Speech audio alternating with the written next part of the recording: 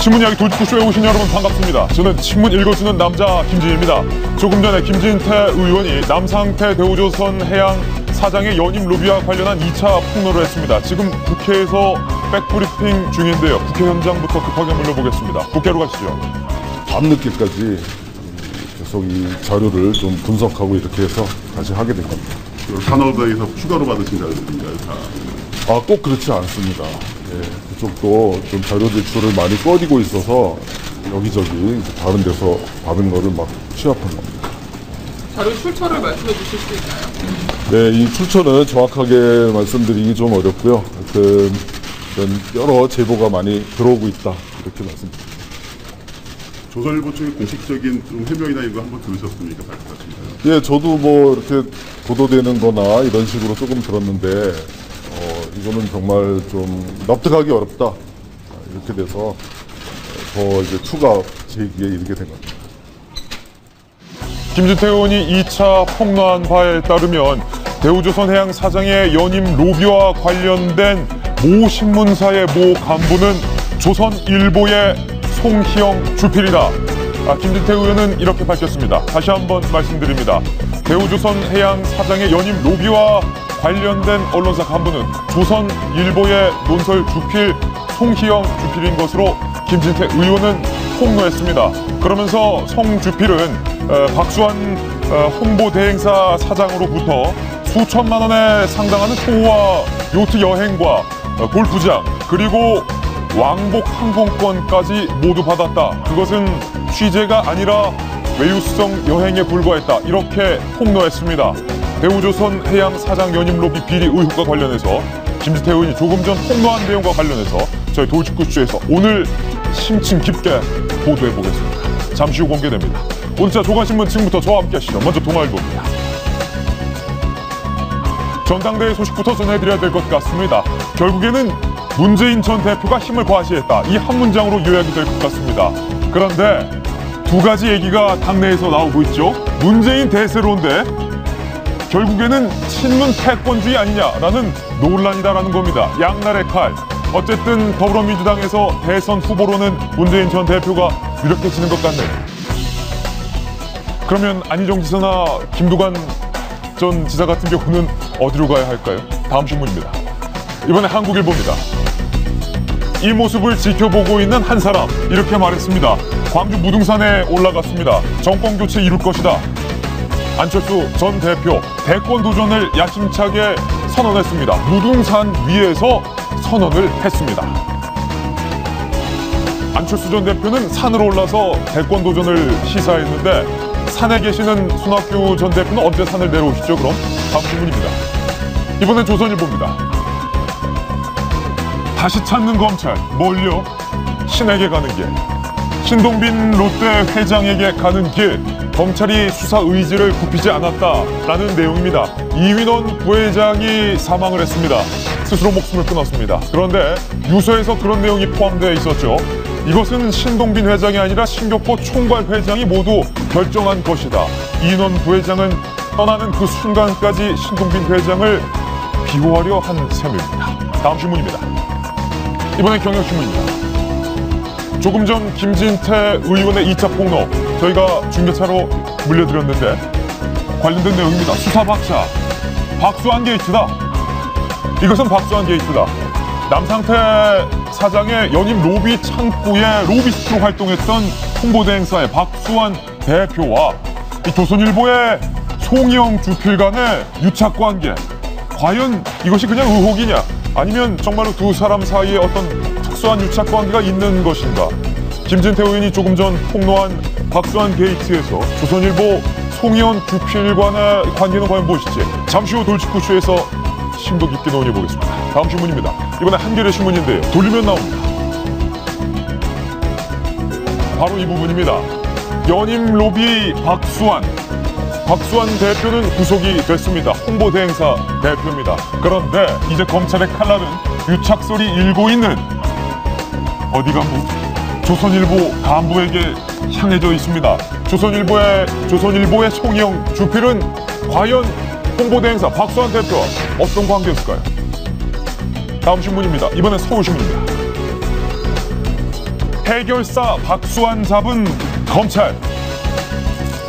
정재계 수사 어디까지 갈 것인가? 이제 관건은 홍보대 행사 박수환 대표가 20억이라는 특혜 계약을 남상태 전 사장에게 받았는데 이 20억 돈의 행방입니다. 정계, 재계, 이 돈이 어디로 갔을지 검찰은 궁금합니다. 그리고 저도 궁금합니다.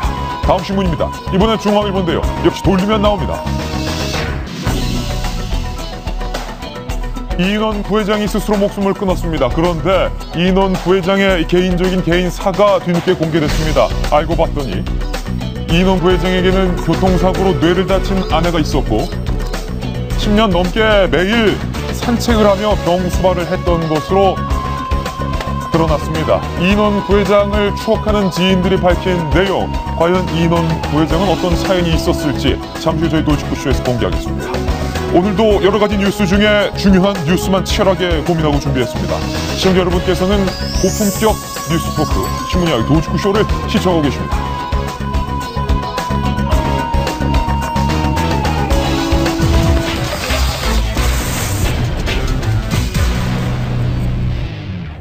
월요일 아침 돌직구쇼 시작하겠습니다. 오늘 뉴스 속보가 많은 아침입니다.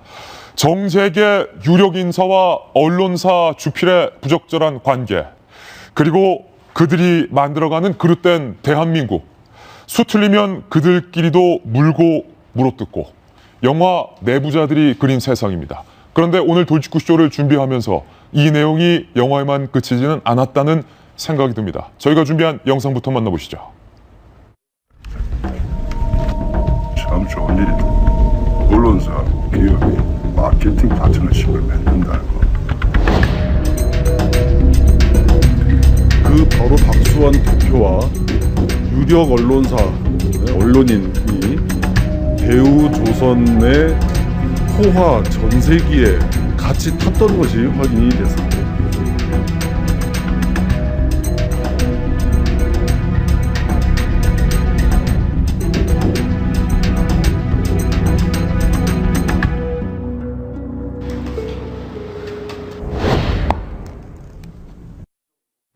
네, 영화 내부자들 그 실사판이다. 벌써 일각에선 이런 얘기까지 나오고 있습니다. 저희가 준비한 첫 번째 돌직구 신문을 지금 바로 공개합니다.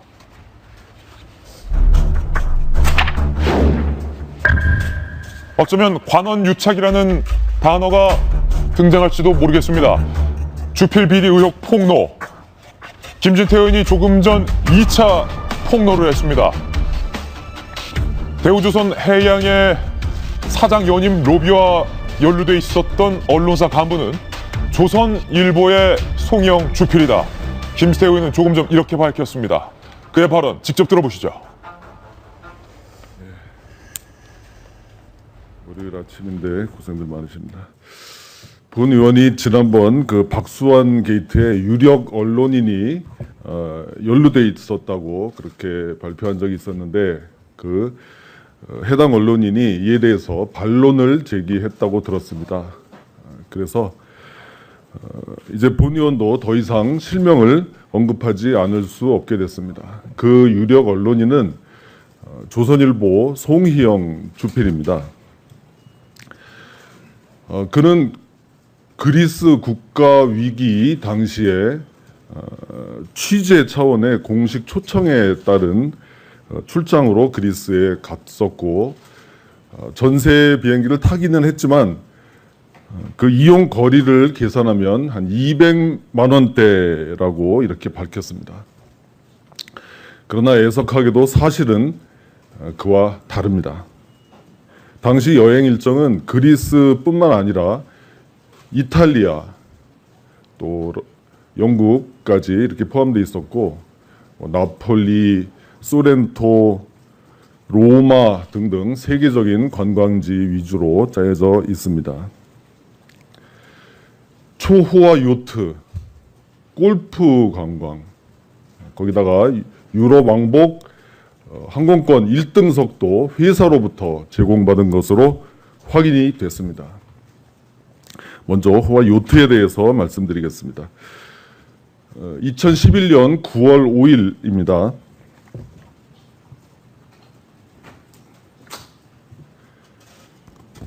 예, 이게 참 매번 이런 사진들을 이렇게 보여드리게 돼서 참 송구스럽습니다만 이게 바로 그 호화 요트인데요. 이런 초호화 요트를 빌려서 그 나폴리에서 카프리를 거쳐서 소렌토까지 운행했는데 이 요트를 하루 빌리는 돈이 22,000유로, 당시 환율 기준으로 한화 3,340만 원입니다. 일반 시민들의 연봉 수준의 돈을 단 하루 요트 빌리는데 사용했다. 네, 김진태 의원의 2차 폭로 조금 전 있었던 내용 보셨습니다. 오늘 저희 돌직구 신문에서 준비한 내용은 바로 정재계에 이어서 유력 언론사 간부로 명명됐던 조선일보 송영 주필 간의 관계가 과연 어떤 관계인지, 그리고 그들 사이에 어떤 것이 오고 갔는지에 대한 다소 불편한 내용입니다. 저희가 준비한 출력물을 통해서 만나보시죠. 올 때까지 온 우병우 사태, 친박의 폭로, 청와대와 조선일보의 전면전이 공식화된 것 아니냐라는 얘기도 나오고 있습니다. 첫 번째 내용부터 살펴보시죠. 강성 친박 김진태의 폭로 2탄. 이것은 친박에 대해 역습이냐, 친박 뒤에 과연 누가 있는 것이냐라는 얘기까지 나오고 있습니다. 뉴스 속보 다시 한번 전해드리겠습니다. 대우조선해양의 사장 연임 로비와 관련된 유력 언론사의 간부는 바로 김진태 의원의 폭로에 따르면 조선일보 송영 주필인 것으로 밝혀졌습니다. 그리고 송주필은 박수환 사장과 함께 나폴리, 소렌토, 로마 관광지를 돌아다녔다. 그러니까 그리스 부도 사태에 관련된 취재는 아니었다. 김진태 의원은 이렇게 폭로했습니다. 그러면서 초호화 요트 사진 한 장을 공개했는데 그 초호화 요트는 나폴리와 카프리, 소렌트를 경유하는 초호화 요트였고 하루 요트를 이용하는 비용이 무려 3,340만 원, 평범한 사람의 연봉 수준을 하루 비용으로 사용했다 이렇게 밝혔습니다. 그러면서 런던에서 골프 라운딩까지 가졌고 인천과 파리, 베니스를 오가는 1등석 항공권까지 무상으로 다 제공받았다라는 내용을 폭로했습니다. 정성희 위원님, 같은 논설위원이시고 김진태 의원의 폭로에 따르면 조선일보의 논설위원 중에서도 사실은 수장격인 송영 주필. 당시에는 이제 주간이었던 거죠. 예. 저도 굉장히 이제 안타까운데요. 뭐 개인적으로 잘 아는 사이고, 그다음에 그 칼럼도 내가 늘 즐겨했기 때문에 2011년에 있었던 상황인데요. 당시에 그리스가 국가 부도 위기를 겪고 있었던 건 맞습니다. 저도 출장을 그 당시에 다녀왔습니다. 아까 제가 찾아보니까 2010년에 다녀와서 저도 칼럼과 사설을 썼던 기억이 나서 이제 송영 주필이 쓴 사설과 칼럼을 다 읽어봤습니다. 네, 읽어봤는데 그리스에 대해서 칼럼을 쓴 거는 한 번이고요. 그 전에 조선일보 사설을 통해서 그 대우조선 관련해서 보통 이제 우리가 칼럼이나 사설을 이제 비판하는 것이 주류인데 대우해양조선이 잘한다는 내용의 그런 부분이 들어가 있는 칼럼이 사설이 좀 많이 보도가 된 거는 제 눈으로 직접 확인을 했습니다. 그래서 어떤 이제 사연이 있었는가를 보게 되니까 이제 이렇게 대우조선해양의 돈으로 외유성 출장을 다녀왔다고 볼 수밖에 없고요. 다녀오면 기자들은 어떤 출장을 다녀오면 기사를 쓸 않을 수 없으니까 거기에 대해서 이제 그리스에 대해서 칼럼이 난 건 맞습니다. 그렇지만 통상적인 기준으로 볼 때 이렇게 논설위원이나 논설주간의 신분이던로 이런 식의 어떤 출장을 간다는 건 굉장히 부적절합니다. 부적절하다. 틀림없이 말씀드릴 수 있습니다. 이 이야기에는 여러 가지 갈래가 함유되어 있습니다. 그 여러 가지 갈래에 대해서 저희가 추후 상세하게 보도를 해드리겠지만 일단은 조선일보 송영 주필과 이 박수환 대표 간의 관계에 대해서 김진태 의원이 폭로한 내용에 대해서 먼저 집중을 해보겠습니다. 이숙형 칼럼니스트. 역시 같은 언론인인데 영화 내부자들을 보셨습니까? 봤죠. 네. 그 영화 내부자들에 보면 정재계 유력 인사와 거기도 언론사 주필, 주간이 등장하는데 그 언론사 주필과 결탁해서 그들이 이익대로, 그들의 바람대로 어떤 대한민국의 사회상을 마음대로 좌지우지하는 그런 모습을 영화에서는 다뤘는데 어떻습니까? 글쎄요, 그 뭐 절반의 진실이, 그러니까 영화라는 건 사실은 이제 좀 과장된 측면이 분명히 예. 있는 거고, 저렇게 정말 세상이 돌아갈까? 만약에 저게 사실이라면 정말 암흑과 같은 걸 테고요. 근데 어쨌든 기본적인 사실에 어느 정도의 사실에 바탕을 해서 굉장히 픽션이라고 일단 생각을 합니다. 그런데 이제 이번 사건을 보면서 저 영화를 떠올리시는 분들이 제 주변에도 굉장히 많더라고요. 네. 특히 언론사의 어떤 내부 어떤 정치 혹은 내부 권력 관계, 뭐 내부 구조에 대해서 잘 모르시는 분들일수록 저 내부자들의 굉장히 격한 공감을 표시하는 경우가 되게 많았었어요. 이번 사건을 보면서도 사실은 그 언론인으로서 저게 만약에 사실이라면 굉장히 좀 부끄럽다는 생각을 사실은 하고 있고요. 언론인으로서 부끄럽다. 그렇죠. 저야 뭐 기자 생활을 한 10년도 채 안 했지만 그럼에도 불구하고 어떤 같은 업계에 있었던 사람으로서 저게 만약에 사실이라면, 그리고 오늘 김진태 의원의 어떤 저 의혹 제기가 사실이라면 굉장히 일단 좀 부끄럽다라는 말을 할 수밖에 없는 그런 상황 같습니다. 예. 네. 오늘 정치전문가 박상철 교수님 모셨는데, 당시에 송영 주필이 썼던 칼럼을 정성희 논설위원께서 기억하고 계신다, 이렇게 말씀하셨고, 대우조선 해양을 두둔하는 식의 칼럼을 썼다. 그런데 해당 송영 주필은 사실이 아니다, 이렇게 반론을 하고 있습니다. 나는 그리스 국가 부도 사태를 취재하기 위해 갔을 뿐이다, 이런 입장을 내놨는데 어떻습니까? 글쎄, 저는 김진태 의원 어떤 뭐 폭로랄까요? 뭐 이런 것들은 좀 약간 신빙성이 좀 있다고 봅니다. 신빙성이 있다. 예. 특히 사설을 썼기 때문에 이미 이제 그 내용도 있는 것이고요. 근데 저는 새삼 뭐 많은 국민도 놀랄 거예요. 얼마 전에 뭐 진경준 검사장을 비롯해가지고 청와대 우병우 수석을 보면서, 야, 정치 권력이 저렇게 크고 소위 대기업들, 재벌들을 마음대로 요리하는구나라고 생각했는데, 그 못지않게 언론의 힘도 이게 정의를 위해서 싸우는 칼 정도가 아니라 권력과 어떤 돈에 있어서 힘이라는 게 엄청나게 세구나. 그래서 지금 저는 지금 이 자체 사건도 중요하지만은 어쩌면 청와대라는 권력과 사건은 좀 다른 것이 충돌돼 있지만 언론과의 어떤 난타전, 싸움을 본 듯한 느낌이 들고요. 그래서 이것이 어떻게 결론 날지 모르겠지만 우리 사회에 안 좋은 연결고리들이 쭉 있었는데 이제는 흑수저 금수저 논란이 아니라 뭔가 자수성가형의 어떤 그 연결고리들이 우리 사회를 아주 힘들게 몰아가고 있구나라는 걸 국민들이 보고, 예. 저는 하나만 딱 말씀드리면, 이럴 때 누가 가장 제대로 정신을 바짝 차리고 해결해야 되느냐? 검찰이거든요. 예.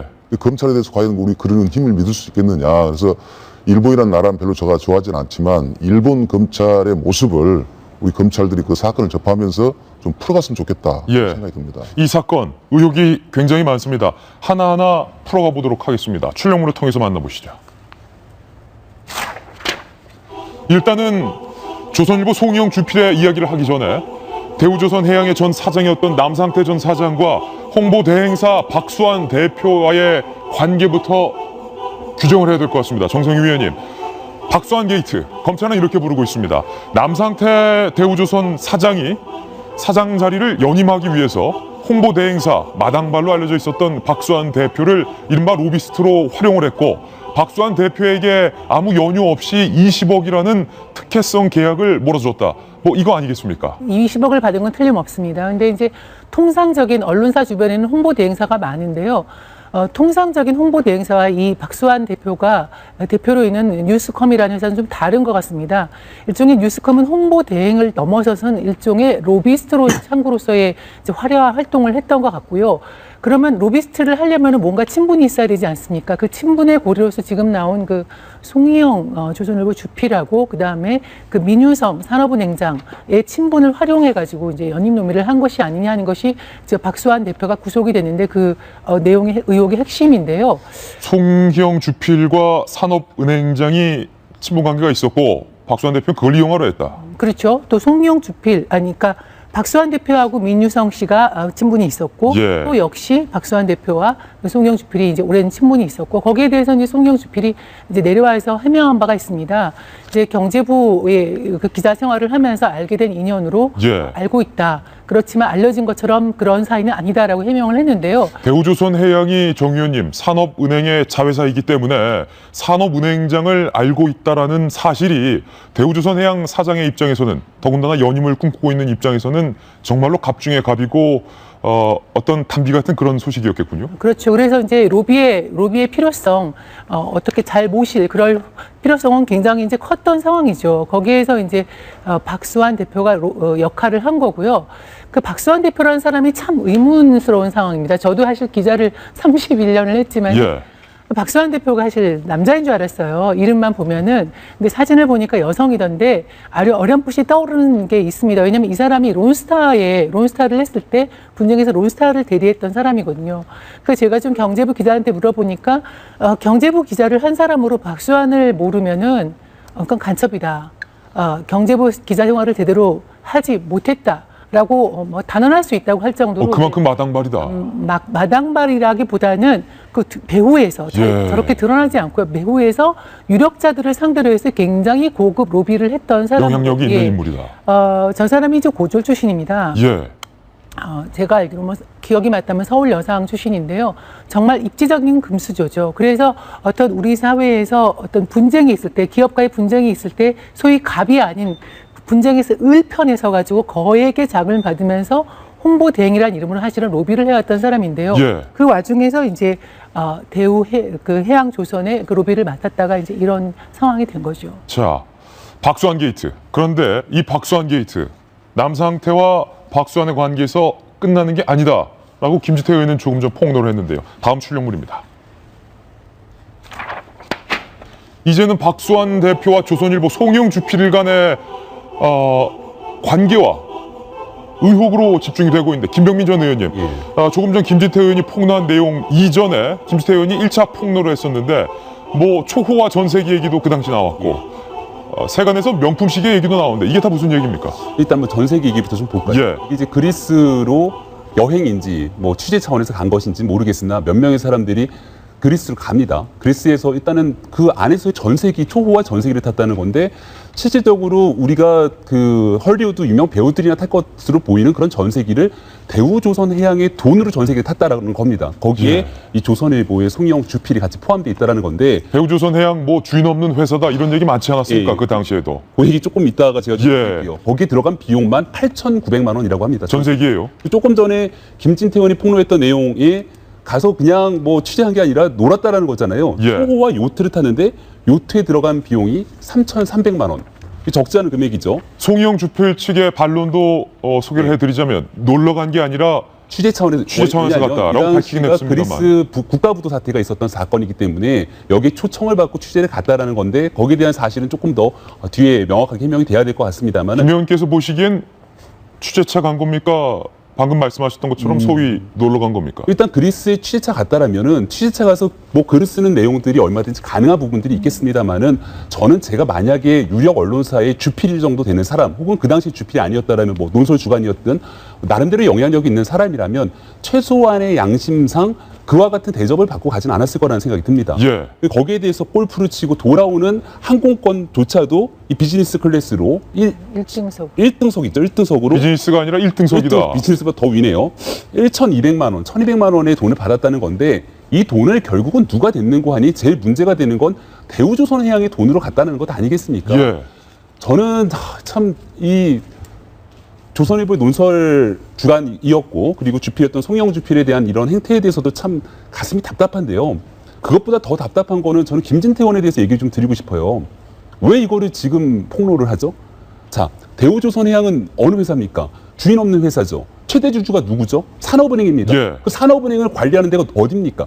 대한민국 국회예요. 이 당시 있었던 일이 2011년도에 있었던 일입니다. 그러면 김진태 의원께서 굉장히 잘 폭로하셨고 좋은 내용들이 얘기해 줬는데, 지난 4년 동안 대한민국 국회는 뭐 하고 있었습니까? 국회 뭐 했냐? 대한민국 국회가 실질적으로 국정감사에서 잡아내고 국민들이 당신들한테 주는 세금이 얼마입니까? 한 달에 1,000만 원이 넘는 금액들을 국민의 혈세로 내는 이유는 이렇게 말도 안 되는 일들을 바로잡아달라고 국회의원들께 그 많은 대접들을 해드리는 거거든요. 근데 이게 폭로된 시점이 지금 과연 국회의원 본연의 임무를 위해서, 본연의 업무를 위해서 폭로가 된 것이냐, 아니면 뭔가 모종의 나름대로 권력 투쟁의 과정에서 나온 산출이냐라는 얘기를 좀 안 드릴 수가 없는 거고, 이 대우조선해양 때문에 피해보신 많은 국민들이 있을 텐데요. 일단은 여기에 대한민국의 공적 자금이 4조가 넘는 금액이 투자됐습니다. 그러니까 대한민국 전 국민이 일단 손해를 본 거예요.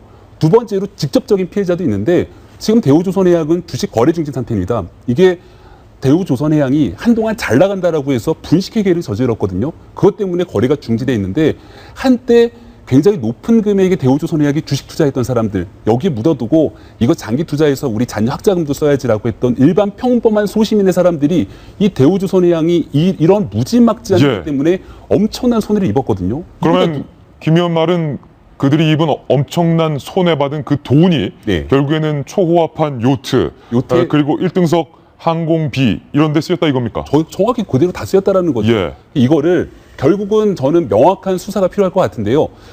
이런 금액들을 국가 돈이잖아요. 국가 돈이고 결국 국가 돈은 국민의 돈인데 이걸 아무렇지 않게 쓰고 나서 그냥 없어지게 되면 절대로 안 될 것 같아요. 진경준 검사장에 대한 사건 수사 결과에 저는 제일 마음에 드는 거 하나가 진경준 검사장이 부정으로 축제한 재산 그대로 다 몰수하겠다고 했잖아요. 이렇게 나라 돈이고 국민 돈 가지고 썼던 사람들이 저지른 비리들은 문제를 명확하게 해결하고 거기에 대해서 부정으로 쓴 돈은 다시 회수할 수 있도록 정부가 좀 어떤 조치를 취해야 되는 것 아닌가라는 생각도 듭니다. 시계, 명품 시계 얘기도 나오는데 저는 처음에 이 시계 브랜드 들었을 때 자동차 회사인 줄 알았습니다. 처음 들어보는 거라. 너무 비싸죠. 뭐 시계 같은 경우가 가장 적은 금액의 시계가 수천만 원대고 수억 원대의 시계가 있다고 하니까 그런 시계를 어떻게 이거는 모르겠습니다. 실제로 시계를 선물을 받았는지 아닌지 모르겠으나 여기까지 나왔던 모든 의혹들이 만약에 사실이라면 정말 국민들이 분노할 수밖에 없는 뭐 그런 사실들을 계속 사실이 드러나고 있는 거죠. 지금 저 시계인데 이름이 파텍 필립입니까? 저는 필립 파텍이라고 계속 하다가 오늘에서야 파텍 필립인 줄 알았는데요. 저거를 받지 않았다고 송미영 주필은 이렇게 얘기를 했습니다. 다만 이제 분명한 거는 남상태 사장이 저걸 샀다는 거예요. 좀 검찰 조사에서는. 그리고 박수환 대표도 저거를 전달하지 않았다고 얘기를 했으니까 어찌됐건 샀다. 근데 이제 저런 그 명품 시계를 살 때는 본인이 그걸 아마 차기 위해서 샀을 가능성은 없을 것 같고 아마 어디 로비에 정관계 로비에 로비용이다. 로비에 썼을 가능성이 큰데 그럼 제가 여기서 중요한 거는 그 저것이 송미영 주필이 받았다는 그런 것이 아니고 그건 아닌 걸로 이제 분명한 것 같습니다. 어딘가에 전달했을 가능성이 높은 거를 찾아내야죠 검찰이. 그럼 그 사람도 로비에 활용됐을 가능성이 크기 때문에 이제 만천하에 드러나야죠. 이게요.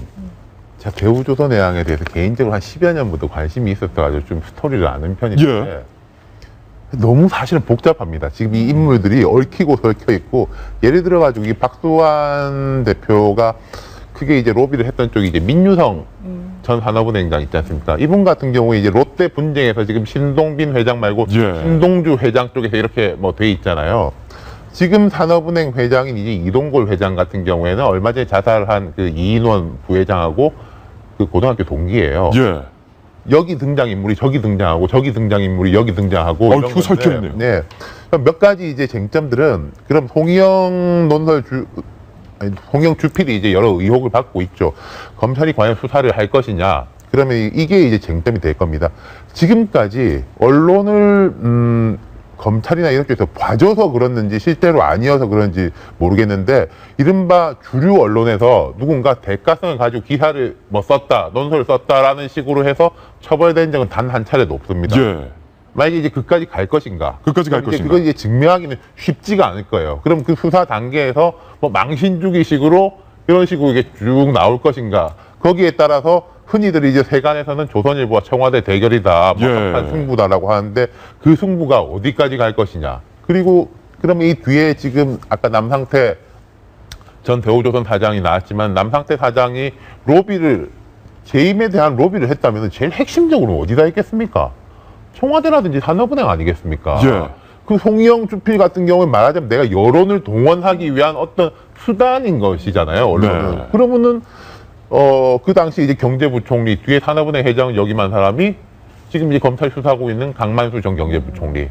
그 뒤는 누굽니까? 이명박 대통령 아닙니까? 그럼 이게 청와대에서 그거 부패한 기득권과 좌파 세력의 결탁으로 청와대를 흔들고 있는 것이라고 규정한 이후에 이게 나오고 있다는 겁니다. 그럼 이게 말하자면 이제 부패한 기득권인 거잖아요. 이쪽이. 그럼 이명박 대통령하고 이쪽까지 다 해가지고 전면전을 펼칠 것인가. 뭐 관전자 입장에서는 어떻게 보면 흥미롭기도 하고 어떻게 보면은 아이고 이게 뭐 어디까지 갈지 모르겠다. 저도 참 어디까지 갈지 모르겠는데 어디까지 갈 것인가. 그리고 김진태 의원의 뭐 의도성 김병민 의원님이 지적해 주시면 했지만은 제가 조금 말씀드렸다시피 이게 너무나 복잡해요. 그러면은 특검, 국정조사 해야 되는 거 아닙니까? 얼마 전에 서별관 회의도, 예. 서별관 회의에 대한 청문회도 못한다고 그 여당이 난리 부들 쳤던 거 아닙니까? 근데 이래놓고 이런 거 폭로하면은 청문회가 아니라 청문회 뭐 할아버지라도 다 해야 되는 거죠. 그러면은 제가 생각할 때는 이제는 뭐 어느 한쪽에서 조금 덮고 말고 할 사안이 아니에요.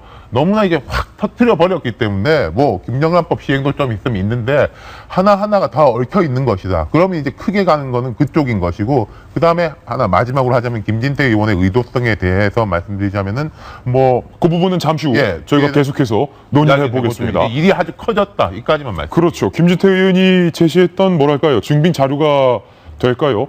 해당 항공기의 탑승 명단 표를 저희가 출력을 해봤는데 잘 안 보이실 수도 있어서 크게 한번 확대를 해봤습니다. 탑승자 명단을 보시면 쭉 낯선 이름들 사이에 낯익은 이름이 보이는데 희영송, 상태남, 수완탁, 그러니까 송희영 주필, 남상태 대우조선해양 사장, 그리고 박수환 홍보대행사 대표의 이름이 나란히 등장을 합니다.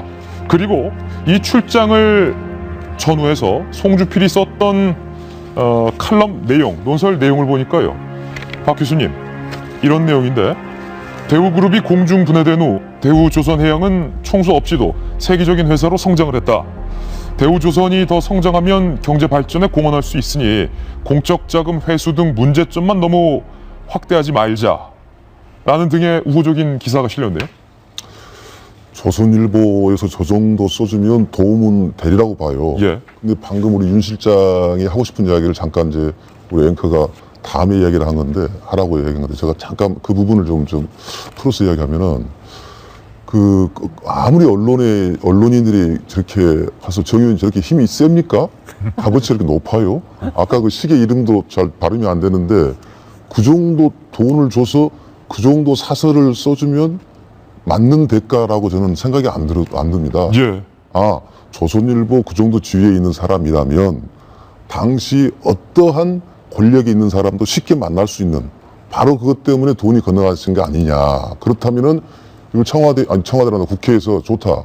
지금 그 여야가 이 문제만큼은 어쩌면 청문회도 할 수 있고 국정조사도 같이 쉽게 합의할 수도 있거든요. 예. 그런데 문제가 커질 수 있는 것이, 지금 다른 장면에서 조선일보하고 청와대하고 싸우고 있다고 보는 시각이 많지 않습니까? 예. 그러면 여기서 어쩌면 그 게이트 내지는 모든 청문회의 완판이 벌어질 수 있다라는 생각이 들기 때문에, 검찰도 검찰이지만 이 문제는 어떤 국민의 알 권리도 필요하고, 또 폭넓은 어떤 여러 연결망을 풀어가려면 역시 정치권에서의 어떤 그 청문회 내지는 국정조사가 시급하다라는 생각이 듭니다. 예. 아까 말씀하신 거 잠깐 첨언을 하자면, 그러니까 생각을 하죠. 우리 이제 영화의 저 장면이 진짜 현실이냐라고 물어오는 사람들이 많았다고 하잖아요. 그리고 지금 말씀하신 것처럼 저 언론사의 어떤 논설 주관이나 주필이 저렇게 영향력이 센 사람인가? 물론 굉장히 센 사람인 건 맞습니다. 왜냐하면 우리나라 기본적으로 보수 일간지, 대표적인 일간지 중에 한 사람이기 때문에 영향력이 굉장히 센데, 뒤집어 얘기하면 저 이제 이런 얘기를 좀 드리고 싶어요. 예전에 좀 격가지지만 제 취재할 때 보면은 소위 말해 그 남자 기자들이 하는 얘기가, 가장 중요한 거는 해당 뭐 국장도 중요하고 뭐 차관도 중요하고 다 중요하지만 그 비서실에 있는 그 비서장, 그러니까 여비서, 이런 사람들이 굉장히 중요하다 해서 물어봤어요. 왜 중요하냐니. 예. 이 사람들이 우리 일을 뭐 이렇게 되도록 도와줄 능력은 없으나 안 되게는 한다. 그렇기 때문에 그 사람들을 관리해야 된다라는 얘기를 하더라고요. 도와주지는 못하더라도 안 되게 되게 할 수는 있다. 네, 그렇죠. 예를 들어 뭐 기자들 같은 경우 취재하려면 일단 전화 연결해야 되고, 뭐 미팅 잡아야 되고, 뭐 식사 잡아야 되고, 근데 그 중간에서 비서들 역할이 굉장히 큽니다. 물론 이제 어떤 조선일보의 어떤 주필과 그 여비서를 굳이 같은 맥락에서 비교하는 건 뭐하지만, 지금 제가 드리려고 하는 얘기는 관리 차원이 아니었을까. 그러니까 주필이 어떤 뭐 대우조선의 어떤 그 향배를 결정할 수 있는 역량은 없어도 최소한 계속 이제 비판적인 글을 갖다가 며칠 동안 쓴다면 굉장히 타격이 될 수는 있거든요. 그러니까 그런 관리 차원에서 했다고 저는 생각을 하고, 일단 저는 다음으로 이제 넘어가서 얘기를 해야 될 것 같긴 한데, 아까 김 의원이 얘기했던 것도 저는 굉장히 좀 좋은 지적이라고 생각하는데 지금 폭로를 한 사람이 김진태 의원이고 하필이면 친박 강성이라고 얘기하는 사람이잖아요. 왜 이 시기에 특히 이제 강성이라고 하는 친박이 저렇게 총대를 메고 나왔을까? 사람들은 거기에 대해서 오히려 그렇다면 저 자료는 굉장히 5년 전 자료고 내밀한 자료인데 어떻게 입수했을까? 그 경위는 무엇일까? 여기에 대해서 오히려 어떤 본질에서 벗어나서 그 뒤 얘기에 더 사람들이 관심을 갖게 되는 그런 지금 상황이 됐다라는 거죠. 양쪽 다 지금 이제 전면전을 치르고 있는 상황인데 여기에 대해서 각각 조금 정확한 해명이 필요하지 않을까라는 생각이 듭니다. 네. 이제 그 이면에 대한 이야기를 한번 공개할까 하는데 출연물을 통해서 다음 이야기 만나보시죠. 남상태, 박수환, 박수환, 송희영, 그리고 송희영, 우병우. 더 크게 보면 조선일보, 청와대. 로비 받았다는 의혹을 받고 있는 주필과 여러 가지 의혹의 한가운데 서 있는 우병우 수사의 상관관계. 전혀 상관없는 이야기인데 많은 사람들은 두 사건이 상관없지 않다 이렇게 보고 있습니다. 예를 들어서 우병우 수석에 대한 의혹 제기와 그리고 조선일보에 대한 의혹 제기가 무관치 않다. 이게 무슨 말입니까? 제 주변에 이제 사람들이 아니 조선일보랑 청와대 친한 사이 아니었어? 왜 저래? 이런 질문을 많이 하세요. 실제 일반인들 눈에는 그렇게 보였던 게 사실이고 특히 이제 최동욱 검찰총장 제가 우병우 수석 이제 얘기하면서 최동욱 전 검찰총장 그 혼외자 사건으로 이제 물러나셨죠. 그러니까 그 당시와 약간 맥락은 좀 다르지만 오버랩된다라는 말씀 이제 드렸던 것 같은데요. 그러니까 기본적으로 이런 거죠. 이제 그 세간에서 나오는 얘기 내지 의혹들은 결국은 조선일보 같은 경우는 송주표를 살리기 위해서 청와대와 어떤 뭐 얘기가 있었지만 거기에 대해서 제대로 되지 않았고 결국은 이제 송주표를 살리기 위해서 저렇게 전면전을 치른 것은 아닌가. 그리고 이제 그 과정에서 우병우 민정수석이 어떤 역할을 한 것은 아닌가. 그러니까 결국은 지금 이겁니다. 청와대는 우병우를 꽉 잡고 있고 조선일보는 송주표를 지금 꽉 잡고 있는 그런 상황인데 그렇다면 과연 이 서로 상관관계 혹은 인과관계가 어떻게 될 것인가라는 이제 얘기가 나오고 있는 거죠. 그런데 어쨌든 조선일보가 우병우 민정수석 그 대통령의 뭐 팔과 다리 역할을 이제 한다는 우병우 민정수석에 대해서 굉장히 의혹을 제기하고 있고 여기에 대해서 이제 그 청와대는 조선일보가 소위 말하는 부패 기득권 세력이라고 청와대가 조선일보를 사실상 규정하면서 여기에 대해서 뭔가 우리가 모르고 있는 청와대와 조선일보 간에 많은 얘기들이 지금 흘러가고 있다는 느낌이 들어요. 그래서 결국은 서로 조선일보는 의도를 가지고 청와대를 친다. 청와대는 조선일보가 우리를 가지고 의도로 친다. 이렇게 서로 같은 얘기를 반복하고 있는 상황이기 때문에 사실은 우리가 지금 언론 보도를 통해서 알 수 없는 또 다른 얘기들이 있지 않을까라는 의혹이 나오고 있는 게 사실이죠. 윤 실장님, 아까 하려던 얘기가 뭐였어요? 그러니까요. 이게 뭐 이숙현 칼럼니스트가 말한 거 연관되는 건데 청와대 이야기로 돌아가자면은 그런 이야기를 했지 않습니까? 부패한 기득권과 좌파 세력이 결탁을 해서 흔든다. 그 이숙현 칼럼니스트가 방금 이제 세간에 이제 도는 이야기를 잠깐 소개해 주셨는데 그 뒤에 버전이 이제 이런 거예요. 청와대 공직기관 비서관이었던 조홍천 의원이 정봉주 의원을 통하여 가지고 이 우병우에 대한 정보를 갖고 있었기 때문에 조선일보에 줬다. 이게 조홍천 의원이 자기가 이제 막 되게 화가 나가지고 그 자기 페이스북에 올리고 이런 말도 안 되는 이야기가 뭐 떠돈다 이렇게 했는데 저는 그냥 세간에 도는 설이라는 그러니까 얘기죠. 그렇죠. 공식적으로 확인된 내용은 아닙니다. 그 이야기 나오는 게 청와대가 부패 기득권과 좌파의 결탁 이렇게 했기 때문에 이런 설이 나오는 건데 제 생각에는 모르겠어요. 그러니까 뭐 뒷이야기와 서로의 의도성이 이제 충돌을 할 수 있는데 이걸 가지고 말하자면은 좌우가 합작으로 해가지고 청와대를 친다라고 청와대 생각한다면 그건 좀 과도한 피해의식일 수도 있다는 생각이 듭니다. 정치적 의도는 누구나 있을 것인데 말하자면 청와대 빼고 모두가 힘을 합쳐가지고 작전을 딱 짜가지고 이렇게 공격했다라고 하는 건 저는 약간 무리한 거라고 보고요. 그다음에 김진태 의원의 이제 의도성으로 돌아가가지고 아까 제가 이제 청문회 말고 청문회 할아버지라도 해야 될 것 같다 이런 말씀드렸잖아요. 최근까지 뭐냐면은 한 달도 안 됐을 겁니다. 대우건설이 새로 사장을 뽑는데 대우건설도 말하자면 KDB 산업은행의 산하예요. 대우조선해양처럼 여기에 또 이제 친박의 이제 실세가 누구를 밀고 해가지고 이건 이제 신문 지면에도 많이 났고 저도 아는데 대충돌이 일어나고 지금도 대우조선해양 뭐 KDB 산하기관에 보면은 거기 사회이사나 감사 출신으로 이번에 출마한 분들도 많은데 저는 그렇습니다. 김진태 의원의 진정성을 인정할 수 있어요. 본인께서 이제 우병우 사태 별개다라고 해서 좋다. 다 까자. 그럼 뭐 야당도 찬성하고 김진태 의원도 찬성하실 것 같고 청와대도 이게 부패 기득권 이번 기회에 척결을 해야 될 것 같으니까 이런 거야말로 여야 예. 협치로 할 수 있는 거 아니겠습니까? 그랬으면 좋겠어요. 잠시만요. 여러분들이 하시는 말씀을 들어보니까 제가 너무 단순해서인지 아니면 머리가 그렇게 나쁜 편은 아닙니다만 너무 뭐랄까요? 순수했던 건지 김병민 전 의원님 예. 우병우 수석에 대한 의혹 제기도 지금까지 있었던 그리고 이번 김진태 의원의 조선일보 송희영 주필에 관한 의혹 제기도 모두 서로 간에 기싸움이다. 뭐 이런 말씀이신 거예요? 저도 제가 너무 순수해서 그런 건지 얘기를 듣다 보니까 그렇게 들리는데 만약에 그런 거라면 이 보는 국민들이 얼마나 허탈하고 참 어이가 없겠습니까?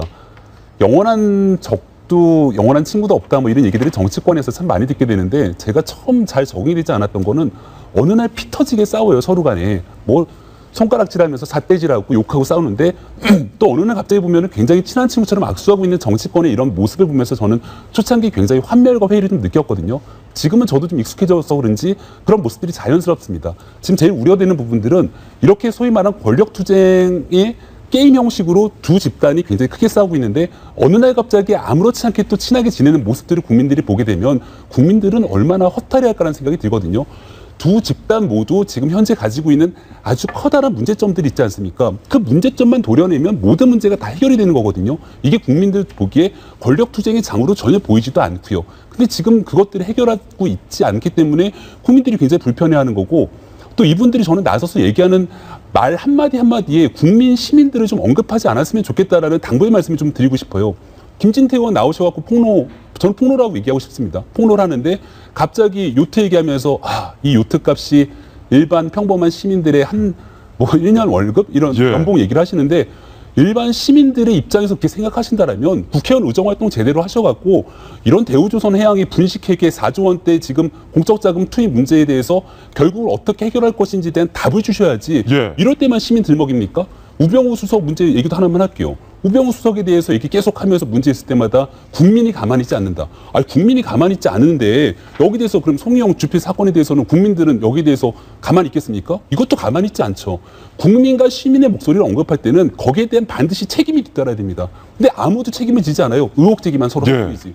좀 잘 해결했으면 좋겠다는 말씀 드리고 싶습니다. 김병민 의원 말씀 들어보니까 정성희 의원님 김진태 의원의 폭로 내용 뭐 언론인으로서 호되게 꾸짖지는 못할 망정 초호화 요트를 즐겼다는 내용이 사실이라면 아무리 30년 언론인 대선배더라도 저는 존경심이 싹 사라지는 대목인데 문득 궁금한 건 그렇다면 김진태 의원이 그 자료를 5년이나 지금 이 마당에 어떻게 구했느냐? 아까 그 말에 대해서 피해갔죠. 여러 군데서 제보를 받고 있다. 저는 제보를 한 것 주중에서 청와대가 뒤에 있다고 저는 뭐 확신합니다. 청와대가 뒤에 있다고 보십니까? 뭐냐면 자료는 산은에 요구를 했어요. 산은에 예를 들어서 산업은행에 1등석 명단 내라. 아까 얘기한 대로 뭐 호화 요트 그거 빌린 내용 내라 하면은 뭐 국회의원이 자료 요구권이 있으니까 다 내겠죠. 그렇지만 그거를 찍어서 얘기해 준 데는 누굴까? 분명히 있다고 얘기를 하고요. 본인이 뭐 아니라고 얘기를 했지만은 뭐 국민이 바보입니까? 그거를 우병우 지키기 위한 어떤 수단으로서 김진태라는 강선 친박을 이용해서 이 시점에서 나오는 것이 뭐 모르는 건 없고요. 그럼에도 불구하고 이제 오늘 아침에 사설을 보게 되면은 한국일보가 이렇게 썼습니다. 언론인 부패 결혼하며 우병우 의혹 덮으려서는 안 돼. 이렇게 썼고 경향신문은 조선일보 좀 썼습니다. 조선일보 간부 비리 압박으로 우병우 감싸기 안 된다. 예. 이렇게 하면서 우병우를 지키기 위해서 이걸 폭로하면 안 된다고 얘기를 했는데 이걸 누가 썼습니까? 조선일보가 쓰지 않았습니다. 조선일보가 쓰지 않고요. 소위 말해서 이제 한국일보 같은 중립지하고 그 다음에 경향신문이 썼습니다. 오히려 지금 이제 소위 좌파 세력이라고 하는 경향신문이 조선일보 지키기에 지금 앞장서고 있는 이런 형국이거든요. 청와대가 말했던 소위 좌파 언론이라는. 예. 그런 형국이 되고 있기 때문에 지금 얘기한 대로 이거는 이미 이렇게 폭로가 된 상황이기 때문에 이제 와서 덮을 수는 없습니다.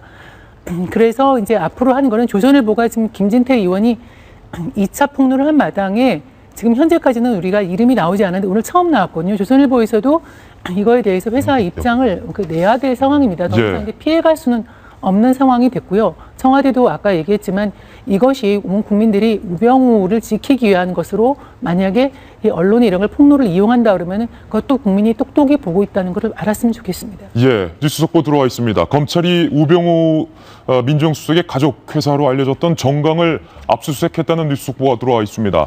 그리고 검찰은 이어서 우 수석의 아들 보직 특혜 의혹을 밝혀내기 위해서 서울청 차장실을 압수수색했다, 이런 뉴스 속보 들어와 있습니다. 검찰이 특별수사팀을 꾸렸고 과연 민정수석이 이 정강이라는 회사를 통해서 회사 돈을 마음대로 쓰진 않았는지, 그리고 우 수석의 아들이 이른바 의경에서 꽃보직에 관한 어떤 특혜를 받는 것은 아닌지에 대해서 수사를 하려는 것 같습니다. 우 수석 논란부터 한간에 도는 설입니다만 오늘 김진태 의원의 송영 주필 의혹까지 역시 한간에 도는 설에 따르면 두 거대 권력이 자신들의 기득권을 지키기 위한 기싸움을 벌이고 있다, 이런 설이 벌써부터 돌고 있습니다. 무엇이 사실이고 무엇이 진실인지는 검찰이 밝혀내야 할 대목이지만 결국 예전부터 지금까지 두 거대 권력의 힘겨루기에 국민만 놀아난 것이 아닌가라는 허탈함도 느낍니다. 저희가 준비한 다음 돌직구 신문으로 이동하겠습니다. 두 번째 돌직구 신문입니다.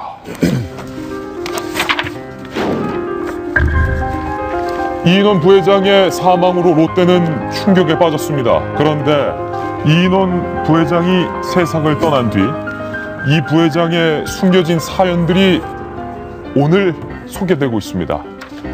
과연 이인원 부회장은 왜 양평에서 스스로 목숨을 끊었을까? 사건 초기 많은 분들이 궁금해했는데 저희 돌직구쇼 취재 결과 이인원 부회장이 마지막 장소로 선택한 양평은 몸이 불편한 아내와 병수발을 하면서 일주일에 2번 정도 아내와 데이트를 하던 곳이었다. 그러니까 이인원 부회장이 롯데와도 관련되지 않고 신동빈, 신격호 두 회장과도 관련이 없는 지극히 개인적인 아내와의 마지막 추억의 장소가 양평이었던 것으로 저희 돌직구쇼 취재 결과 드러났습니다. 양평 주민을 인터뷰했는데 바로 내용은 이렇습니다. 이인원 부회장이 아픈 아내와 일주일에 2번 정도 양평에 내려와서 산책하면서 데이트를 했다. 이 주민은 직접 이 장면을 목격했다라고 저희들에게 밝혔습니다. 아픈 아내가 흘리는 침을 이인원 부회장은 직접 닦아주고 밥을 먹여주고 아내 돌보는 자상한 모습에 칭찬이 자자했다. 양평의 한 작은 카페를 즐겨 찾아 여유로운 시간을 보내는 소소한 모습을 자주 봤다.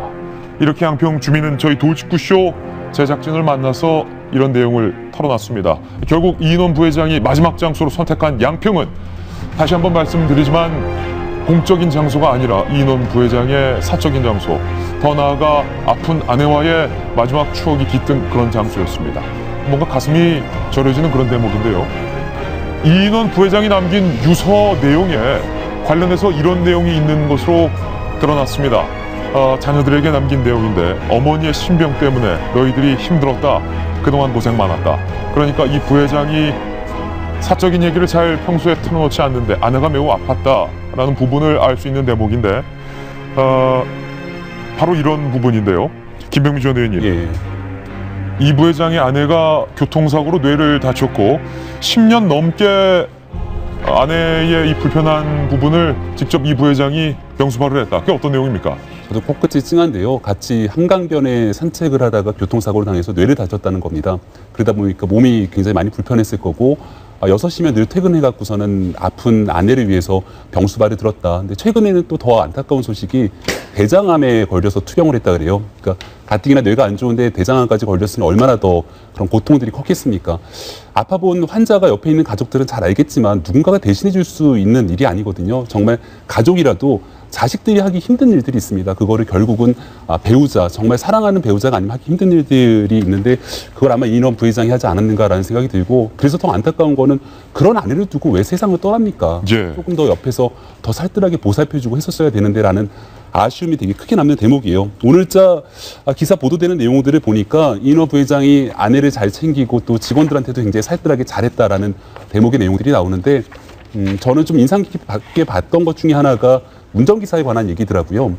보통은 대부분의 뭐 정치인들도 그렇고 기업인들도 그렇고 운전기사를 다 쓰니까 운전기사들이 아침 일찍 나와갖고 출근하기 전에는 그 추운데 집 앞에서 떨면서 기다리고 있는 경우들이 굉장히 많거든요. 그래서 과거에 운전기사 갑질 매뉴얼 같은 데도 보면 나오지 않습니까? 네, 이인원 부회장 같은 경우는 그런 게 싫어서 출근하는 길에는 본인이 항상 운전을 직접 해갖고선 출근했다 그러는데 뭐 여러 가지 미담들이 많이 소개가 됩니다만은 정말 다시 한번 말씀드리지만 안타까운 거는 결국은 사람의 목숨이 가장 중요한데 또 그렇게 살뜰하게 사랑하는 아내를 두고 떠날 만한 이유가 과연 이 롯데의 일 때문에 과연 목숨을 포기할만 했는가라는 의문, 그런 아쉬움이 좀 남습니다. 이숙현 칼럼니스트, 안타까운 좀 대목일 수도 있는데 병수발을 했던 아내와의 마지막 장소에서 스스로 목숨을 끊었던 이인원 부회장. 그런데 끝까지 신동빈 회장에 대한 애정과 충성심을 나타냈어요. 사건 초기 신동빈 회장에게 먼저 가서 미안하다라는 내용을 남겼다는 것과 더해져서 이 모든 것은 신격호 총괄 회장이 모두 결정한 것이다 라고 유서에 남겼다는데 결국은 신동빈을 보호하기 위한 것. 결국은 그렇죠. 그러니까 끝까지 롯데맨으로 평생을 살다가 롯데맨으로 간 그런 상황입니다. 그 개인적인 어떤 그 안타까운 뭐 아내 얘기 이런 것과 또 별개로 어쨌든 그 롯데맨으로 42년을 살았다고 하죠. 그런데 기본적으로 유서가 이제 그 표지를 포함해서 한 4장 정도 남겼는데 거기에 이제 남긴 게 가족에게 남긴 글, 그리고 롯데 임직원에게 남긴 글, 그리고 결국은 이번 수사와 관련된 그런 내용들로 구성된 것으로 지금 전해지고 있는데 이게 처음부터 끝까지 이제 그 신 회장을 아끼려고 보호하려고 했던 의도가 이제 보인다라는 거죠. 그 유서 내용을 보면. 그리고 지금 이제 치매 그리고 이제 노환으로 지금 그 신격호 총괄회장 같은 경우 굉장히 아픈 상황이잖아요. 그래서 실질적으로 어떤 처벌이 가능할지 모르겠으나 일단 2005년까지는 뭐 신격호 총괄회장이 다 담당을 했다라는 게 유서 내용으로 전해지고 있습니다. 결국은 끝까지 이제 보호를 한 건데 검찰 수사 이제 그런 거죠. 지난 2002년 이후부터 260억 원의 어떤 비자금을 조성했다라는 것과 그것도 별도로 300억 원의 비자금을 조성했다라는 것. 거기에 대해서 이제 수사를 하고 이 부회장 소환 조사를 마지막으로 이제 소위 말하는 총수 일가에 직접 이제 소환장을 제출하려는 그 시기에서 지금 이제 어떻게 보면 수사의 어떤 그 시기가 멈춰버린 건데요. 어쨌든 이 개인적인 아픈 뭐 사생활 부분과 또 별개로 어쨌든 이 돌아가신 분이 만약에 죄를 저질렀다면 또 거기에 대해서 나름대로 책임을 졌어야 되는 건데 그 모든 게 이제 좀 사라진 상황인 거죠. 네. 아내의 얘기를 다시 좀 여쭐 수밖에 없을 것 같은데 박 교수님, 교통사고 후유증으로 인해서 아내분이 지금 입원 치료 중인데 이 부회장의 갑작스런 이 사망 소식을 아직은 아내는 모른다. 유족들이 만약에 아내가 이 소식을 알게 되면 충격이 클 것을 우려하고 있다. 이렇게 전해지고 있습니다. 기가 막히죠. 저도 뭐 듣고만 있어도 안타깝고 그런데 이제 그런 상황에서는 참 애석합니다. 이제 그럼에도 불구하고 제가 좀 냉정한 이야기를 하면 이분이 일단 참 성실한 분은 맞는 것 같아요. 그러나 또 한편 독하다라는 생각도 들고 그분의 이제 롯데에서의 어떤 그 직장 생활을 할 수 있죠. 처음에는 신격호 총수 입장에서 일을 해오다가 좀 안 좋은 말로 말을 좀 갈아탔다. 그래서 신동빈 현재 회장의 사람으로 변환되는 과정이 좀 보이고요. 또 유서에서 비자금은 없다라는 이야기는 사람이 자살을 할 때 가장 비장한 거 아니겠습니까? 뭐 여러분 아실지 모르겠습니다만은 그 유명한 그 문둥병 그 시인이 하나 있어요. 이양 시인이라고. 하나원. 자살하지 말아라. 모든 아픔을 깨끗이 지워지는 이 멋있는 자살을 함부로 하는 거 아니다. 아껴두어라. 정말 자살을 오히려 역설적으로 하지 마라라는 건데. 저는 이번에 이제 비자금이 없다 이런 자체 하나가 상당히 압박감을 느끼고 있었겠구나 생각이 들고 그러면서 한편 제가 이제 어쨌든 검찰한테 한 말씀 좀 드리고 싶은 것은 검찰 수사 때문에 자살한 사람 꽤 많지 않습니까? 그러므로 해서 오히려 수사를 망치거든요. 수사는 사람을 잡는 게 아니지 않습니까? 사건의 본말을 정확히 봐서 다시는 일어나지 않고 또 최소한의 그 죄값을 받게 하는 그러한 것을 검찰이 해야 됨에도 불구하고 오히려 수사가 좀 미궁에 빠질 수도 있다라는 우려가 있지 않습니까? 그래서 검찰 수사의 지금 우리 행태에도 이번 기회에 돌이켜봐야 되고요. 그럼에도 불구하고 이 회장 저렇게 참 열심히 일해온 사람들이 참 저런 형태로 세상을 등지는 것은 대단히 안타깝다라는 생각입니다. 수사는 사람을 잡는 것이 아니지 않느냐. 난처해진 게 이제 검찰이죠. 아까 얘기한 대로 이제 그 이인원 부회장만 조사를 하면 바로 신동빈 회장을 이제 소환할 수 있는 상황인데 핵심 연결고리가 딱 빠져서 이 정황만으로는 이제 입증하기가 법원까지 가서 힘들기 때문에 이제 수사 일정이 조정이 불가피하고 뭐 수석 이혼해야 될 것 같습니다. 그러니까 이제 핵심이 뭐냐면은 그 롯데건설과 관련해서 이제 비자금을 만들었다니까 그 비자금이 어디로 가느냐 제2롯데월드 건설과 관련해서 정관계 로비로 쓰였을 가능성이 예. 제일 핵심 아니겠습니까? 그거를 알 수 있는 유일한 사람이 지금 사라진 상황이기 때문에 검찰이 이제 난처해진 거는 틀림없습니다. 근데 이인원 회장, 부회장 같은 경우는 이제 갈 때까지 이제 죽어서까지 롯데맨이다 이렇게 생각할 수밖에 없어요. 자기가 온몸을 던져서 기업을 보호하려고 했는데 특히 이제 그 모든 책임을 신격호 회장한테 총괄 회장한테 넘긴 거는 정말 신의 한 수였다. 예. 왜냐하면 2015년에 모는 결정은 혹시 비자금이 있더라도 그거는 신격호 총괄 회장의 지시를 한 거고 그 이후에 신동민 회장은 모른다라는 예. 것이고 지금 현재 없다는 것이고요. 그런데 뭐 신격호 총괄 회장 같은 경우는 지금 정상적인 판단이나 이런 것이 어렵기 때문에 사실 사법 처리도 쉽지 않기 때문에 네. 영원히 미궁에 빠질 가능성이 높기 때문에 죽어서도 정말 롯데맨으로 남으려고 했다 이렇게 네. 평가할 수 있을 것 같습니다. 이인원 부회장의 뒷이야기 안타까운 소식들 다뤄봤습니다. 이번엔 조금 분위기를 바꿔보겠습니다. 저희 돌직구쇼에서만 만날 수 있는 신문 속에 나온 사람들의 동향에 대해 알아보는 코너입니다. 이름하여 신사동 그 사람 준비됐습니다. 첫 번째 신사동 그 사람을 만나보시죠. 오늘도 3명의 신사동 그 사람이 있는데 누굴부터 뜯어볼까요? 가운데부터 오늘은 공개해보겠습니다. 13살이면 중2 남학생 제자와 성관계를 맞은 30대 여성 학원 선생님에 대해서 법원의 판단이 나왔는데 아니 뭐 이렇게 충격적인 얘기가 요즘 이렇게 많은지 모르겠습니다. 김병민 의원님, 일단 이게 어떤 사연이고 법원의 판단은 무엇인지 소개 좀 해주시죠. 좀 유지경이죠. 오늘자로 보도된 내용인데 중학교 2학년 남학생입니다. 남학생과 학원 강사죠. 30대 여 강사가 이 남학생을 좋아했다 그래요. 그 남자로서 마음이 좀 느꼈나 보죠. 예. 자신의 오피스텔에 데려가서 같이 좀 연애하자라는 취지로 연애를 했던 것 같고 학원 선생님의 오피스텔로 데려갔다. 자기 오피스텔에 데려가서 4차례의 성관계를 가졌다고 합니다. 근데 가만 생각해보면 중학교 2학년 남학생이니까 요즘 중학교 2학년 남학생들 보면 신체는 굉장히 성인처럼 성숙해요. 예. 어렸을 때로 되돌이켜 보면은 그 당시에 과연 성에 관한 그런 관념들이 정확히 정착돼 있는가라고 하면 그렇지 않을 거거든요. 그렇기 때문에 둘이 합의하에 성관계를 가졌음에도 불구하고 법원이 내린 판단은 징역 8월에 집행유예 2년의 판결을 내리고 예. 120시간의 사회봉사를 명령했습니다. 법원에선 이건 합의한 성관계가 아니라 성적 학대다. 성적 만족을 얻기 위해 성관계를 했으며 결국은 이게 일반인의 선량한 성적 도덕관념으로 볼 때는 가혹행위에 해당된다라는 얘기를 하거든요. 예. 저도 이 여선생에 대해서 조금 뭐라고 좀 말씀을 드리고 싶은 게 제 중학교 2학년 때를 되돌아 보면요. 가장 성에 관한 호기심이 왕성했던 때가 중학교 2학년 때였던 것 같아요. 예.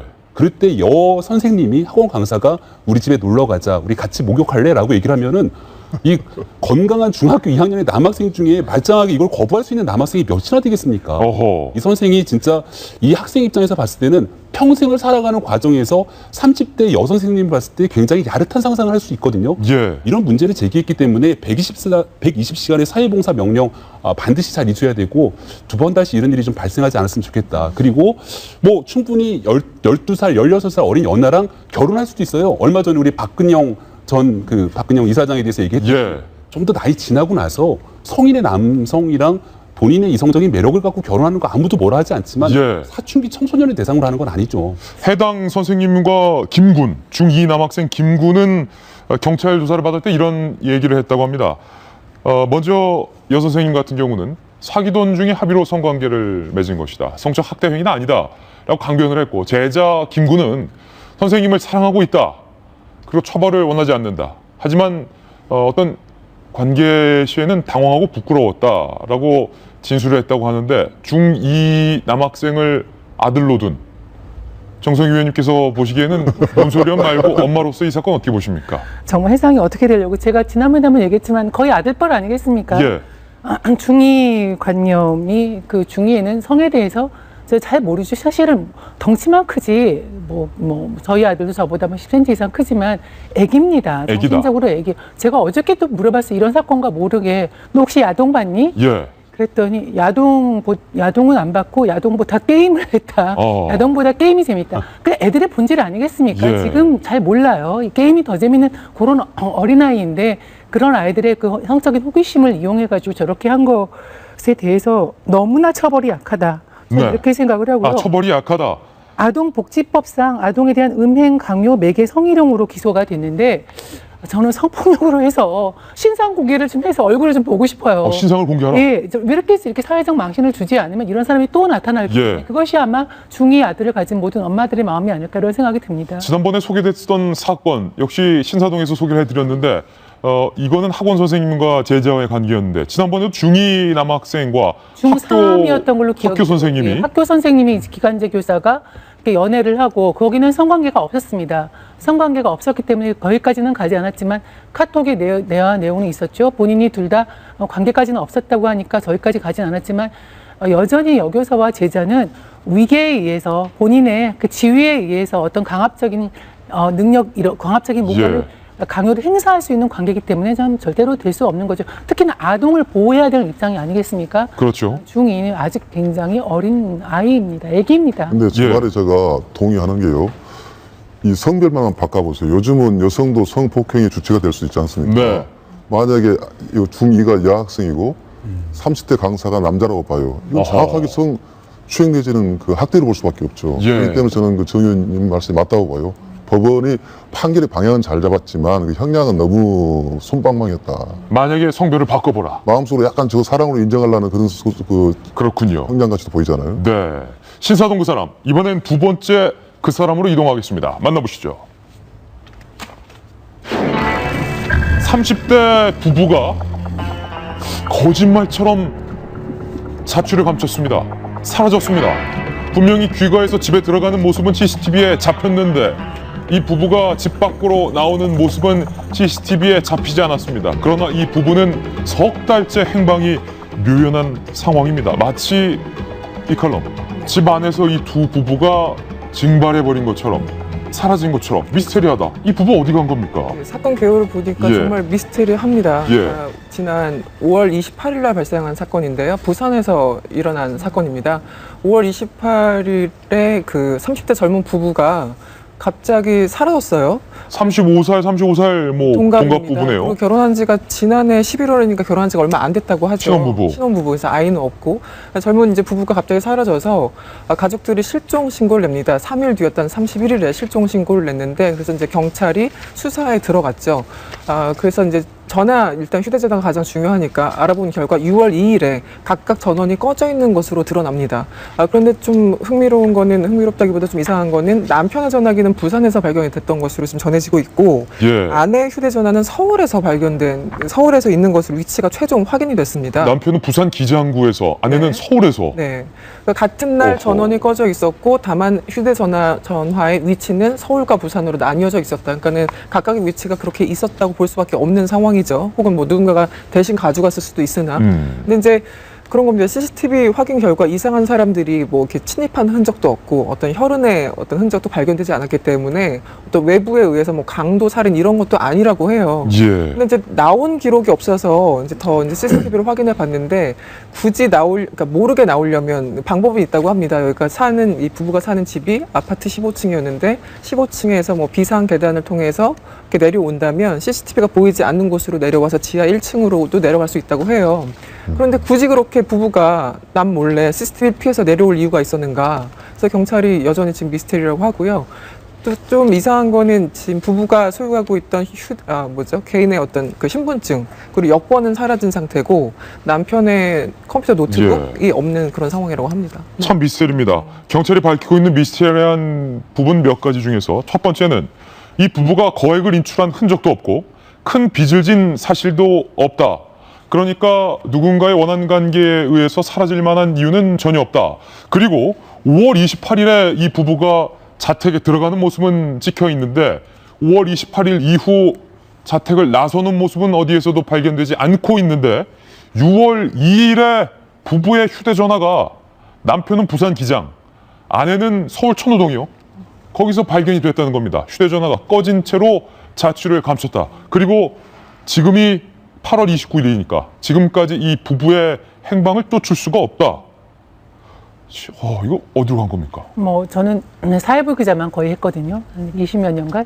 근데 저는 나름대로 뭐 제가 하는 것이 얼마나 할지 모르겠지만 나름대로 시나리오 가지고 있습니다. 이건 이 부부가 작년에 결혼했어요. 그리고 이제 그 남편이 그 요리사로서 그 외식업점 운영하고 있었기 때문에 그 금전보다는 그 결혼한 지 얼마 안 되는 부부로서의 지적 문제는 있을 수 있다. 저는 이렇게 생각을 하고요. 그래서 분이 어떤 부부끼리 다툼을 하다가 우리가 뭐 같이 죽자든가 무슨 사실을 해보자든가 이런 것 때문에 둘이 몰래 빠져나간 것 같습니다. 그래서 그거 빠져나갈 때는 뭐 사람들 눈도 있으니까 아까 얘기한 대로 뭐 빠져나가는 건 문제가 아닌 것 같아요. CCTV에 잡히지 않고.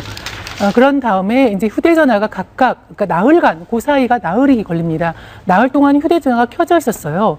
그리고 한 사람은 서울에서 한 사람은 부산에서 발견된 걸로 봐서 그 두 사람이 지금 같이 실종이 돼서 된 걸로 봐서 저는 두 사람 사이 어떤 다툼이 서울에서 있었고 어떤 사람이 사고를 당한 다음에 나머지 한 사람이 그 휴대전화를 가지고서 이제 본인의 고향인 부산으로 내려가서 또 좀 어떤 극단적인 선택을 한 것이 아닌가 저는 이렇게 추측을 하고 있습니다. 물론 경찰이 확인할 상황이지만 그런 식으로 이제 추측을 하지 않으면 이 모든 상황이 좀 납득이 되지 않고요. 더더욱이나 그 나머지 3개월 동안 부부가 둘 다 살아있다는 생존 흔적이 없습니다.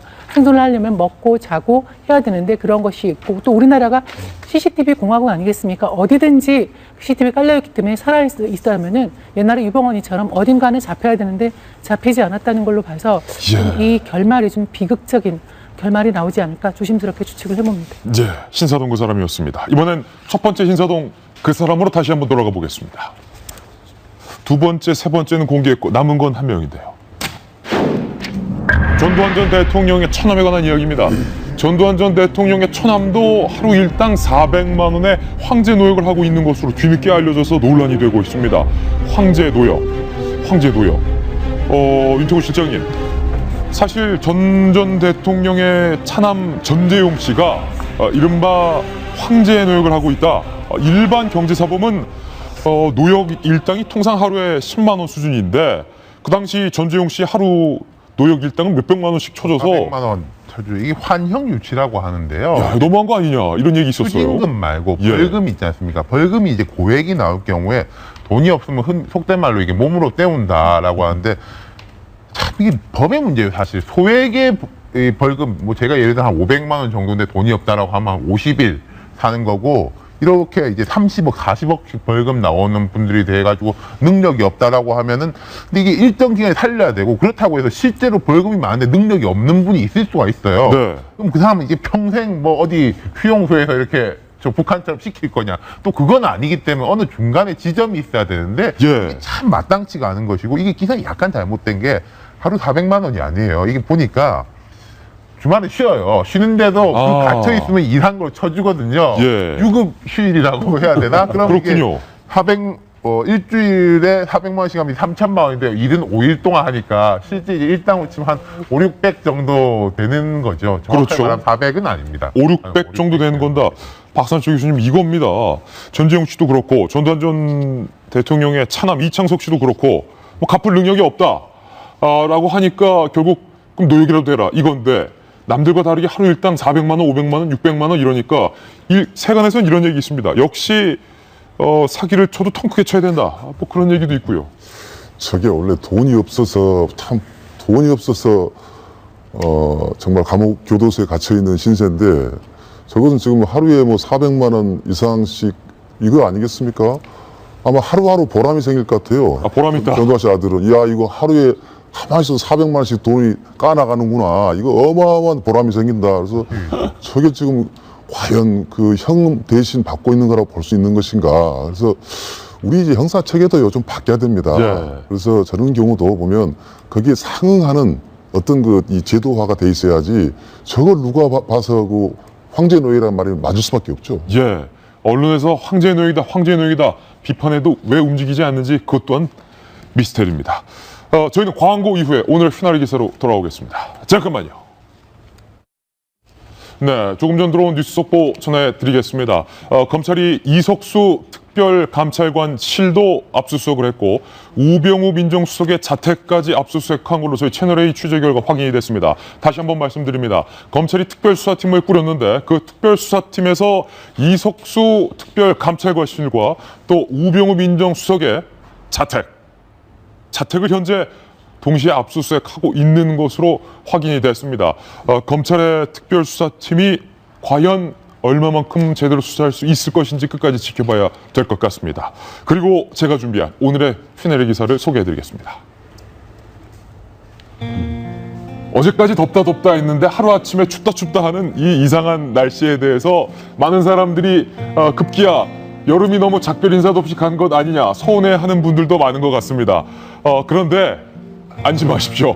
무더운 여름이 아직 끝난 게 아니라고 합니다. 기상청의 보도에 따르면 이번 주말까지는 이렇게 선선한 날씨가 계속되는데 이번 주말쯤에 선선한 날씨가 풀린다고 합니다. 그래서 다시 더워진다. 한낮 기온이 30도를 웃도는 더위가 9월 초까지는 계속될 것이다. 그러니까 추석 전까지는 다시 한번 더운 여름 날씨가 온다. 이런 기상 예보를 내놨는데 정성희 위원님, 이번 기상청의 예보 믿어도 되는 겁니까? 그렇죠. 요즘 뭐 천국 같다. 예. 행복은 가까운 데 있었다. 날씨 있었다. 너무나 그 큰 폭염을 나눠주고 미안해서 날씨가 선물처럼 예. 이렇게 시원한 날씨를 준 것 같아요. 마음껏 즐기시고 또 대비를 해야 되겠습니다. 이렇게 늦더위가 온다니까. 그렇습니다. 덥다 춥다 하면은 호감기 걸리기 딱이니까 잘 때는 이불 덮고 이번 주말까지 주무시기 바랍니다. 월요일 아침 저희가 준비한 뉴스 속보와 돌직구 다 전해드렸습니다. 저희는 내일 아침 더욱더 시원한 돌직구, 아니 따뜻한 돌직구라고 해야 될까요? 잘 모르겠습니다. 내일 아침에도 풍성한 돌직구 들고 인사드리겠습니다. 오늘 하루는 분명 어제보다 더 나을 겁니다. 좋은 하루 되십시오. 고맙습니다.